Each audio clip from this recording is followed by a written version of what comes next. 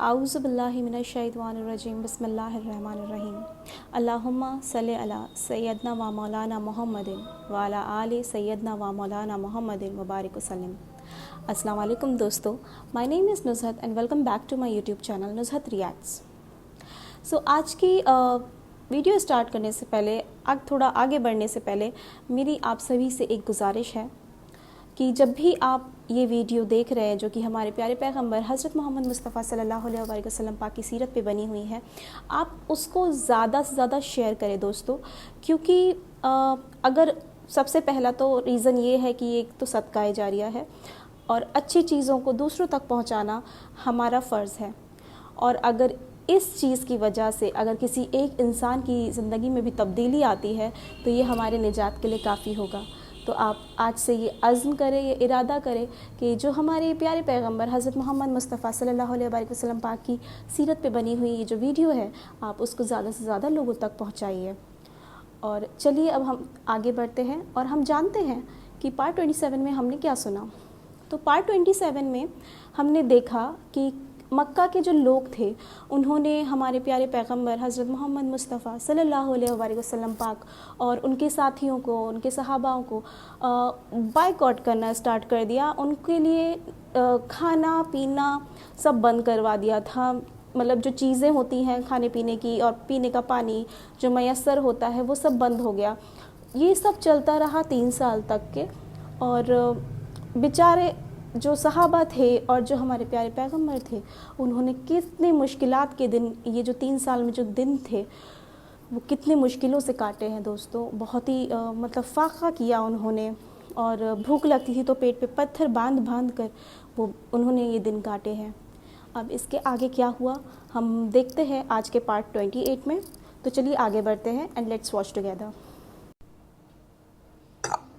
चलिए अब आगे सुनते हैं। जब इस बायकाट को पूरे 3 साल बीत गए, एक दिन रसूल पाक सल्लल्लाहु अलैहि वसल्लम अचानक अपने चचा अबू तालिब के पास आए और कहा कि चचा, वो जो अहदनामा है, यानी वो जो एग्रीमेंट है जिसमें सबने कसमें खाई है और गवाही दी है और उसमें पूरी दास्तान हमारे बायकाट की लिखी हुई है, मैं आपको बता रहा हूं कि उस अहदनामे को दीमक ने चाट लिया है। यानी उसके सब अल्फाजों को दीमक ने चाट लिया है। जितने भी जुल्म के और शिर्क के जितने भी अल्फाज थे उस पर सबको दीमक ने साफ कर लिया है। सिर्फ खुदा का नाम, यानी बिस्मिकल्लाहुम्मा, खुदा के नाम से शुरू करता हूं, ये उस पर लिखा हुआ था, सिर्फ वो बाकी रह गया है, बाकी सब साफ हो गया है। चचा अबू तालिब को ये बात सुनकर बड़ी हैरत हुई, मगर वो अपने भतीजे रसूल पाक सल्लल्लाहु अलैहि वसल्लम पर पूरा भरोसा रखते थे। वो जानते थे कि मेरा भतीजा कभी झूठ नहीं बोलता। इसलिए चचा अबू तालिब को यकीन हो गया कि जरूर ये खबर अल्लाह तबारक व तआला ने अपने नबी यानी रसूल पाक सल्लल्लाहु अलैहि वसल्लम को दी है। वो फौरन अपने चंद हाशमियों को साथ लेकर मस्जिद हराम में पहुंचे। वहां पर कुरैश के सरदार बैठे हुए थे। इन लोगों को आता हुआ देखकर वो समझे कि हाँ, अब इनकी मुसीबतें अब इनको बर्दाश्त नहीं हो रही है। अब ये सब मुसीबतों से और बायकाट से घबरा कर माफी मांगने आ रहे हैं। चचा अबू तालिब ने आते ही कहा कि ऐ कुरैश के लोगों, मेरे भतीजे ने यानी रसूल अल्लाह सल्लल्लाहु अलैहि वसल्लम ने एक ऐसी खबर सुनाई है कि तुम सब सुनकर हैरान हो जाओगे। वो खबर ये है कि जो अहदनामा, जो एग्रीमेंट काबे के ऊपर लटका हुआ है ना, उसके सारे अल्फाजों को, सारे वर्ड्स को दीमक ने चाट लिया है। सिर्फ अल्लाह का नाम बाकी है। और तुम भी जानते हो, मैं भी जानता हूं, सारा मक्का, सारा अरब जानता है कि मेरा भतीजा यानी अल्लाह का रसूल, उसने कभी भी झूठ नहीं कहा। उसकी जबान से जो भी बात निकली है वो सच ही निकली है। इसलिए आज फैसला हो जाए, तुम वो अहदनामा उतार कर देखो कि मेरे भतीजे ने जो बात कही है वो सही है या नहीं। उसके सारे अल्फाज को दीमक ने चाट लिया है। अगर देखो, अगर मेरे भतीजे मोहम्मद की बात सच निकलती है, अगर सच में दीमक ने सारे अल्फाजों को साफ कर दिया है, तो तुमको ये जुल्म सितम, ये बायकाट आज खत्म करना होगा। और अगर मेरे भतीजे की बात गलत निकली तो फिर उसको मैं तुम्हारे हवाले कर दूंगा। चाहे तो तुम उसे कत्ल कर दो, चाहे तो जिंदा रखो। चचा अबू तालिब की ये शर्त सुनकर तो कुरैश बहुत खुश हो गए। उन्होंने कहा कि बिल्कुल डन, तय है, ये शर्त पक्की।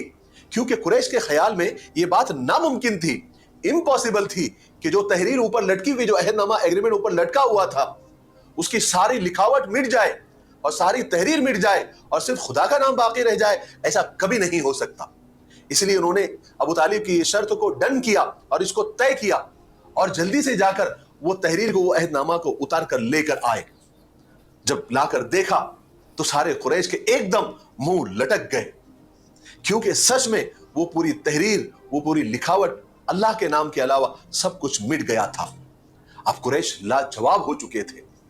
اس طرح یہ ظلم، یہ بائیکاٹ نبوت کے 10ویں سال یعنی ٹوٹل 3 سال کے بعد یہ ختم ہوا۔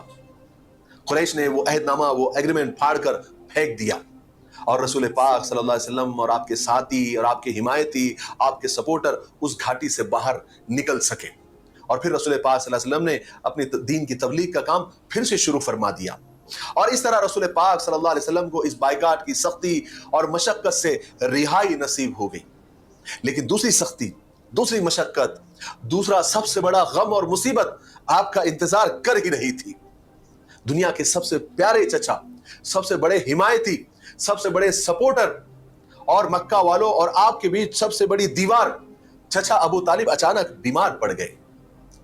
چونکہ چچا ابو طالب کافی بوڑھے ہو گئے تھے، اور ان ساری مصیبتوں کی وجہ سے اور اس بائیکاٹ کی وجہ سے وہ اور بھی نڈھال ہو گئے تھے۔ بوڑھی اور کمزور ہڈیاں کب تک، آخر کب تک غم کا بوجھ اٹھا سکتی تھی؟ آپ سخت بیمار پڑ گئے، اور بیماری آپ کی بڑھتی چلی گئی، اور موت بڑھاپے کے اونٹ سے آپ کو جھانکنے لگی۔ سانس کی ڈور اتنی کمزور ہو گئی کہ بس ایک جھٹکے کی دیر تھی۔ دنیا میں ہر بیماری کا علاج ہے نا، لیکن موت کا نہیں۔ اس منزل پر آ کر ہر کوئی مجبور ہو جاتا ہے، کیا امیر، کیا غریب، کیا طاقتور، کیا کمزور، کیا عالم، کیا جاہل، موت سب کے ساتھ ایک جیسا ہی معاملہ کرتی ہے۔ یہ خبر جب قریش والوں کو ملی کہ ابو طالب اب آخری وقت میں ہے، نزا کی ہچکیاں ان کو لگی ہوئی ہے، تو سب مل کر، سب نے سوچا کہ جا کر ابو طالب سے ملتے ہیں، اور آخری وقت میں ان سے کہتے ہیں کہ آپ جاتے جاتے محمد اور ہمارے درمیان کے جھگڑے کو ختم کر کے جائیں، ایسا کوئی فیصلہ کر دے کہ ہمارے درمیان کا یہ جو تنازع ہے، یہ جھگڑا ہے، یہ ختم ہو جائے۔ اور اگر، کیونکہ جو مکہ والے تھے وہ یہ سوچ رہے تھے کہ اگر چچا ابو طالب کے مرنے کے بعد اگر ہم حضور کو ستائیں گے، پریشان کریں گے، تو سارے عرب میں ہماری زیادہ بدنامی ہو جائے گی کہ دیکھو جب محمد بے سہارا ہو گئے، جب ان کا کوئی سپورٹر نہیں رہا، ان کے چچا جو ابو طالب تھے وہ چلے گئے، تب یہ لوگوں کو ان کی طاقت بڑھی اور محمد کو یہ ستانے لگ گئے، اس سے ہماری سارے عرب میں بدنامی ہو جائیں گی۔ اس لیے قریش چاہتے تھے کہ ابو طالب کے پاس آئیں اور اس معاملے کو جو ہے سلجھا دیا جائے۔ غرض کے کچھ لوگ ابو طالب کے پاس پہنچ گئے۔ ابو طالب بیمار تھے، زندگی اور موت کے انتظار میں پڑے ہوئے تھے۔ قریش کے لوگوں نے ابو طالب کے پاس پہنچ کر کہا کہ دیکھو ابو طالب، آپ کو تو پتا ہے کہ ہم لوگوں میں آپ کی کتنی عزت ہے، اس لیے آپ اپنے بھتیجے کے اور ہمارے درمیان جاتے جاتے انصاف کر کے جائیے، اس سے کہیے کہ وہ ہم کو اور ہمارے باپ دادا کے دین کو برا نہ کہے، ہم اس کو برا نہیں کہیں گے، بات ختم ہو جائے گی۔ چنانچہ چچا ابو طالب نے رسول پاک صلی اللہ علیہ وسلم سے یہ بات کہی۔ آپ صلی اللہ علیہ وسلم کو سمجھانے لگے کہ قریش کے لوگ دیکھو محمد کیا چاہتے ہیں، تو رسول پاک صلی اللہ علیہ وسلم نے فرمایا کہ میں بھی ان لوگوں سے زیادہ کچھ نہیں چاہتا، بس یہ 2 جملے بول دے، معاملہ ختم، جھگڑا ہی ختم۔ تو قریش کے لوگوں نے کہا کہ کون سے 2 جملے؟ تو اللہ کے رسول صلی اللہ علیہ وسلم نے فرمایا کہ لا الہ الا اللہ محمد الرسول اللہ صلی اللہ علیہ وسلم، اتنا کہہ دے، ایمان لے آئے، بات ختم ہو جائے گی۔ تو جب یہ 2 جملے یعنی کلمہ جب قریش کے لوگوں نے سنا تو وہ پیر پٹکتے ہوئے جھلا کر وہاں سے واپس ہو گئے، اور آپس میں ایک دوسرے سے کہنے لگے کہ اس آدمی سے اب کوئی امید مت رکھو، یہ اپنی بات پر اٹل ہے اور یہ ہلنے والا نہیں ہے، ہم سب کچھ کر کے دیکھ چکے ہیں۔ وہ وہاں سے تو چلے گئے، لیکن آخری وقت میں رسول پاک صلی اللہ علیہ وسلم اپنے چچا کے پاس آئے اور کہنے لگے کہ چچا کم سے کم آپ کلمہ پڑھ لیجیے، آپ پڑھ لیجیے لا الہ الا اللہ، آپ جاتے جاتے صرف اتنا کہہ دیجئے کہ اللہ کے سوا کوئی عبادت کے لائق نہیں ہے، میں قیامت کے دن آپ کے لیے حجت قائم کروں گا۔ تو وہاں پر ابو جہل بھی بیٹھا ہوا تھا اور بہت سارے لوگ بیٹھے ہوئے تھے۔ انہوں نے ابو طالب کو اشارے سے منع کیا کہ بالکل نہیں ابو طالب، تم اپنے بھتیجے کی بات میں مت آؤ اور یہ کلمہ مت پڑھو اور اپنے باپ دادا کے دین کو مت چھوڑو۔ چنانچہ چچا ابو طالب نے جو آخری جملے کہے وہ یہ تھے کہ بھتیجے، اگر مجھے یہ خیال نہ ہوتا کہ لوگ میرے مرنے کے بعد ہنسیں گے کہ ابو طالب تو دیکھو جاتے جاتے موت سے ڈر گیا، تو بیٹے میں یہ جملے کہہ دیتا، میں یہ کلمہ پڑھ لیتا، لیکن میں اب اپنے باپ دادا کے دین پر مر رہا ہوں۔ رسول پاک صلی اللہ علیہ وسلم اپنے چچا سے بے حد محبت کرتے تھے، آپ کا بے حد احترام اور عزت کرتے تھے، اور آپ صلی اللہ علیہ وسلم چاہتے تھے کہ چچا کو دنیا و آخرت کی بھلائی نصیب ہو جائے۔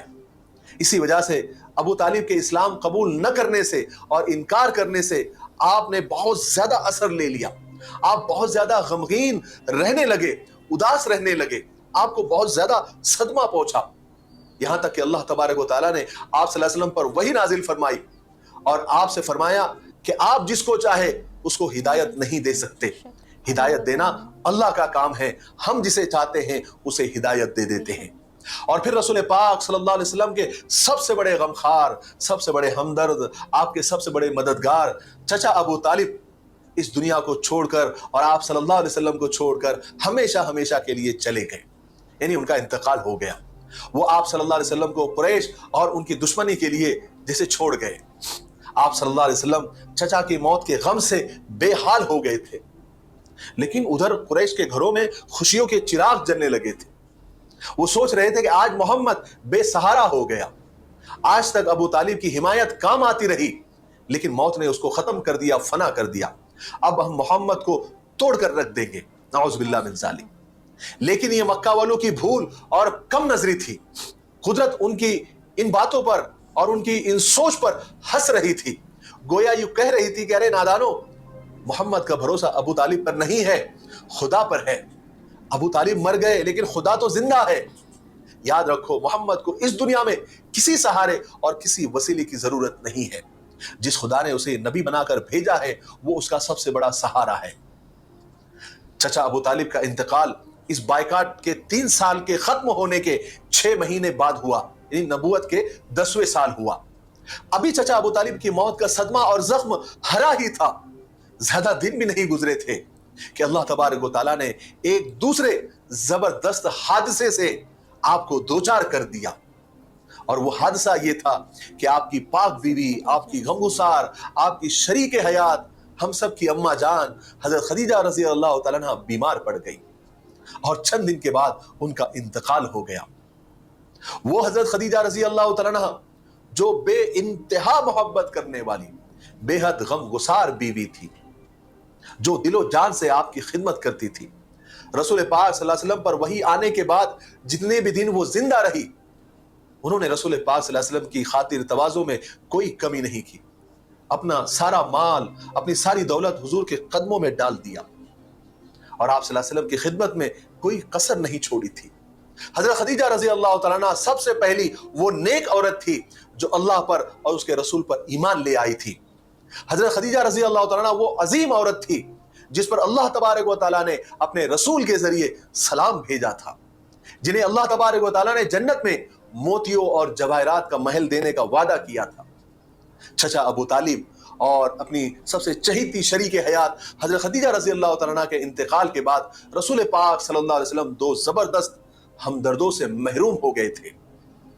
حضرت خدیجہ کا انتقال ایک روایت کے مطابق چچا ابو طالب کے 2 مہینے بعد، اور دوسری روایت کے مطابق چچا ابو طالب کے انتقال کے صرف 3 دن کے بعد آپ کا انتقال ہو گیا تھا، اور یہ انتقال نبوت کے 10ویں سال رمضان میں ہوا تھا۔ اس وقت حضرت خدیجہ رضی اللہ تعالیٰ عنہ کی عمر 65 سال تھی اور آپ صلی اللہ علیہ وسلم کی عمر 50 سال تھی، اس لیے نبوت کے 10ویں سال کو عام الحزن یعنی غم کا سال کہا جاتا ہے، اور اسی نام سے اس کو یاد کیا جاتا ہے کیونکہ اسی سال غموں کے 2 بڑے بڑے پہاڑ ہمارے نبی پاک صلی اللہ علیہ وسلم پر گرے تھے۔ آج کے لیے اتنا کافی ہے، اس لیے آج ہم یہیں پر رکتے ہیں۔ جی ہاں دوستوں، تو آج کی ویڈیو جو ہم نے دیکھی وہ بہت ہی غمگین کر دینے والی تھی، بہت ہی مطلب افسوسناک تھی، کیونکہ جو ہمارے پیارے پیغمبر ہیں حضرت محمد مصطفیٰ صلی اللہ علیہ وآلہ وسلم پاک، ان کے جو سب سے بڑے سپورٹر تھے ان کے چچا ابو طالب، وہ دنیا سے پردہ کر گئے۔ اور جیسا کہ مولانا صاحب نے بتایا کہ کچھ روایت میں ہے کہ اسی کے 2 دن بعد یا پھر اس کے 2، اور کچھ روایت میں ہے کہ اس کے 2 مہینے بعد مطلب جب چچا ابو طالب جب گزرے تو اس کے 2 دن بعد یا پھر 2 مہینے بعد ہمارے پیارے پیغمبر حضرت محمد مصطفیٰ صلی اللہ علیہ وآلہ وسلم پاک کی جو زوجہ ہیں، پیاری زوجہ ہماری اماں جان حضرت خدیجہ رضی اللہ عنہا، وہ بھی اس دنیا سے پردہ کر گئیں۔ تو یہ 2 بہت بڑی آزمائشیں آئیں ہمارے پیارے نبی پر، اور اسی لیے اور یہ واقعات جو ہوئے ہیں یہ نبوت کے 10ویں سال میں ہوئے ہیں، اس لیے اس کو غم کا سال کہا جاتا ہے، which means year of sorrow, and Arabic میں ہم اس کو بولتے ہیں ام الحزن۔ تو یہ کچھ چھوٹی چھوٹی باتیں ہیں جو ہمیں پہلے نہیں پتہ تھی، ڈیفینیٹلی مجھے تو نہیں پتہ تھی، اور آج کی ویڈیو دیکھنے کے بعد مجھے بھی یہ سب پتہ چلا ہے۔ تو آئی ہوپ آپ سب کو بھی ایسی نئی باتیں جاننے کو مل رہی ہوں گی، اور اسی لیے آپ ہمارے ویڈیو کو جو پیارے نبی کے سیرت کے اوپر بنی ہوئی ویڈیو ہے، آپ اس کو دیکھیے۔ اگر آپ کو نہیں سمجھ میں آ رہی ہے تو آپ پھر سے ریپیٹ کر کے دیکھیے، تو اور اس کو زیادہ سے زیادہ لوگوں کے ساتھ شیئر بھی کیجیے۔ تو چلیے ہم آگے بڑھتے ہیں، اور جو میرا جو سیگمنٹ ہے جس میں آپ سب کے ساتھ کچھ اچھی باتیں شیئر کرتی ہوں، اس میں آج کی جو بات جو میں آپ سب کے ساتھ شیئر کرنے جا رہی ہوں وہ ہے کہ صحیح البخاری شریف میں ہے دوستوں، اور حضرت حذیفہ رضی اللہ عنہ سے روایت ہے کہ انہوں نے ہمارے پیارے پیغمبر حضرت محمد مصطفیٰ صلی اللہ علیہ وآلہ وسلم پاک کو ارشاد فرماتے ہوئے سنا کہ جو خطاط ہے وہ کبھی بھی جنتی نہیں ہوگا، وہ کبھی بھی جنت میں نہیں جائے گا۔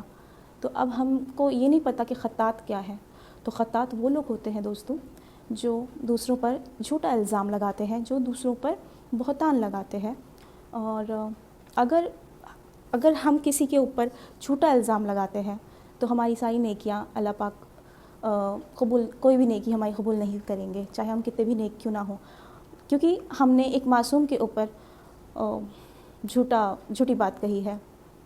تو ہمیں ایسا نہیں کرنا چاہیے، ایک بہت بڑا گناہ ہے، اور صرف اس ایک چیز کی وجہ سے آپ یا میں یا ہم سب یا جو بھی یہ گناہ کرتا ہے وہ کبھی بھی جنت میں نہیں جائے گا، اور ہمیں توبہ کرنی چاہیے ان سب چیزوں سے، ہمیں بچنا چاہیے ان سب چیزوں سے، اور اللہ پاک ہمیں ان سب چیزوں سے بہت بہت دور رکھے انشاءاللہ۔ تو یہ تھی آج کی اچھی بات، اور اگر آپ کو ہماری آج کی ویڈیو اچھی لگی ہو تو آپ ہماری ویڈیو کو لائک، شیئر اینڈ سبسکرائب کرنا نہ بھولیں۔ اینڈ اب ہم آ پہنچے اپنے ویڈیو کے اختتام پر، تو انشاءاللہ ہم ملیں گے بہت جلد اپنے نیکسٹ پارٹ میں، وچ از پارٹ 29۔ تو تب تک کے لیے دعاؤں میں یاد رکھیے، ہمارے چینل کو لائک، شیئر اینڈ سبسکرائب کرتے رہیے، اور تب تک کے لیے اللہ حافظ، فی امان اللہ، السلام علیکم ورحمۃ اللہ وبرکاتہ۔